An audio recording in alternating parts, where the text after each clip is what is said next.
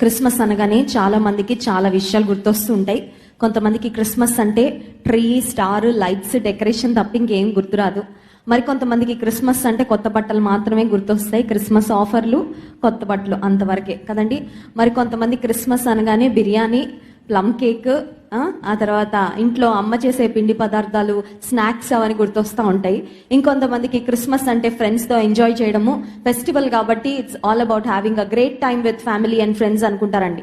కానీ క్రిస్మస్ అనే మాట క్రిస్టోస్ మాసే అనే 2 పదాల నుండి క్రిస్మస్ అనే మాట వచ్చింది. క్రిస్టోస్ అంటే క్రీస్తు, మాసే మాస్ అనే మాటకు అర్థము ఆరాధన. క్రీస్తును ఆరాధించటమే నిజమైన క్రిస్మస్. సో ఈ క్రిస్మస్ నిజంగా మీనింగ్ఫుల్ క్రిస్మస్ గా ఉండాలంటే ఈ క్రిస్మస్ ను మనం ఆత్మీయమైన క్రిస్మస్ గా జరుపుకున్నప్పుడే ఈ క్రిస్మస్ మన జీవితాల్లో ఒక అర్థవంతమైన క్రిస్మస్ గా ఉంటుంది. దేవుని ఆశీర్వాదాలను కూడా ఖచ్చితంగా మనకు తెచ్చిపెడుతుంది. Download ShareChat.